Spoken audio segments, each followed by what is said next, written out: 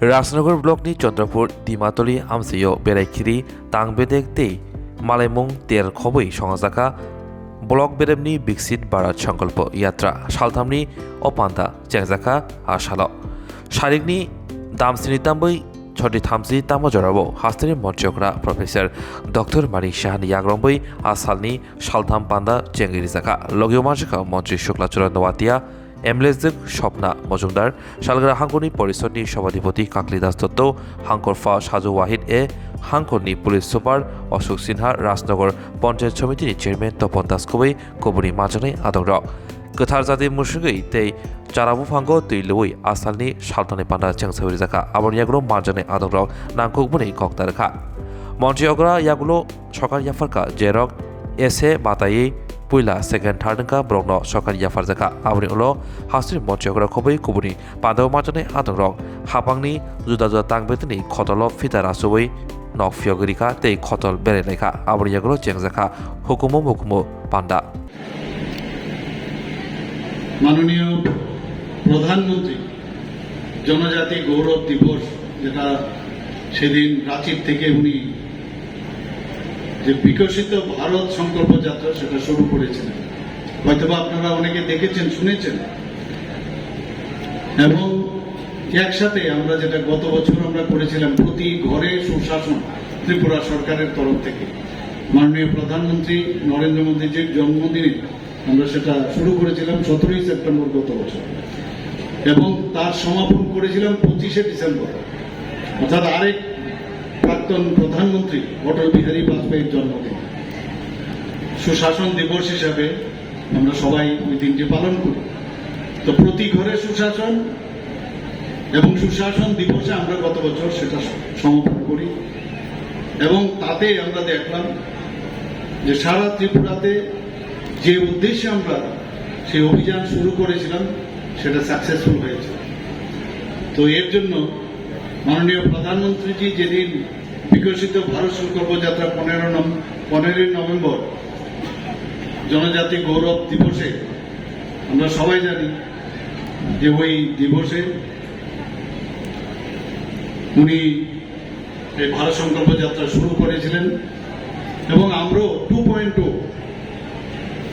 প্রতি ঘরে সুশাসন সেটারও আমরা সেদিন উদ্বোধন করি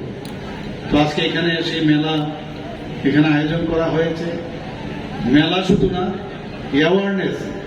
অনেক প্রকল্প আছে যে প্রকল্পগুলো সম্পর্কে মানুষের অনেকের এখনো সম্যক ধারণা নেই মাননীয় প্রধানমন্ত্রীজি বলছেন যে সংকল্প করলেই হবে না সেটাকে সিদ্ধি লাভ করতে হবে অর্থাৎ 100% স্যাচুরেশন পয়েন্ট আসতে হবে তার জন্যই এই ধরনের মেলা প্রতিটা গ্রাম পঞ্চায়েতে প্রতিটা বিসিতে সমস্ত ব্লকে সাব ডিভিশনাল লেভেলে ডিস্ট্রিক্টে এবং শেষ পর্যন্ত বিভিন্ন আমাদের স্টেটে হবে বিভিন্ন নগর পঞ্চায়েত এবং মিউনিসিপ্যালিটি আগরতলা মিউনিসিপ্যাল কর্পোরেশনে সব জায়গায় এই বিকশিত ভারত সংকল্প যাত্রা শুরু হচ্ছে আমি গ্যারান্টির গাড়ি আপনাদের কাছে পাঠালাম এই আজকে আপনাদের সামনে এই গ্যারান্টির গাড়ি এখানে চলে এসছে কি গ্যারান্টি দিচ্ছেন উনি গ্যারান্টি দিচ্ছেন যে বিভিন্ন যেসব স্কিম উনি গরিব মানুষের জন্য তৈরি করেছেন সেগুলো যাতে মানুষের কাছে পৌঁছয় মানুষের যে আর্থসামাজিক উন্নয়ন সামাজিক উন্নয়ন মান উন্নয়ন তার উদ্দেশ্যে উনি যে গ্যারান্টি নিয়েছেন সেই গ্যারান্টির গাড়ি আপনাদের সামনে আজকে উপস্থিত এই গ্যারান্টির গাড়ির মধ্যে এলইডি স্ক্রিন আছে সমস্ত জায়গায় ঘুরবে এবং ত্রিপুরাতে 16টার মতো এরকম গাড়ি এসছে বিভিন্ন জিপি ডিসি এবং নগর পঞ্চায়েত বিভিন্ন জায়গায় ঘুরবে এবং মাননীয় প্রধানমন্ত্রীজি যখন 2014-তে উনি যখন প্রধানমন্ত্রীর দায়িত্ব নেন আমরা অনেকে অবাক হয়ে গেছিলাম যে জিরো ব্যালেন্সে অ্যাকাউন্ট খুলতে হবে যারা কোনোদিন ব্যাংকের কাছে যাননি ব্যাংকের ভিতরটা কি সেটাই জানেন না তাদের বললেন যে জিরো ব্যালেন্সে অ্যাকাউন্ট খুলতে হবে যারা বিরোধী সবসময় যারা বিরোধিতা করে আসছে নিন্দুকেরা কিন্তু বলছিল এটা আবার কি কিন্তু আজকের তারিখে কিন্তু আমরা এটা বুঝতে পারছি যে এই যে অ্যাকাউন্ট উনি খুললেন ডিবিটির মাধ্যমে, যেভাবে মানুষের সেই আর্থিক যে অনুদান সেটা কি সুন্দরভাবে দিয়ে যাচ্ছেন ডিবিটির মাধ্যমে, এক কথায় চলে আসছে ডিবিটির মাধ্যমে। মাঝখানে কোনো মিডলম্যান নেই। আগে মাঝখানে কিন্তু দেখতাম যে কলকাতা দিল্লির থেকে যদি টাকা পাঠানো হতো মাঝখানেই মানে সবই শেষ হয়ে যেত। এর জন্য এই ট্রান্সপারেন্সির যে সরকার প্রধানমন্ত্রী নরেন্দ্র মোদীজি দেখিয়েছেন, সেটা ত্রিপুরা সরকারও আমরা সেই বিষয়ে আমরা কাজ করছি। আমরা যাকে সবাই জানি যে ক্রিকেট জগতে একজন বিশিষ্ট ব্যক্তি, সৌরভ গাঙ্গুলি, কালকে পরশুর মধ্যে এই আগরতলাতে আসছেন এবং উনি এখানে শুটিংও করবেন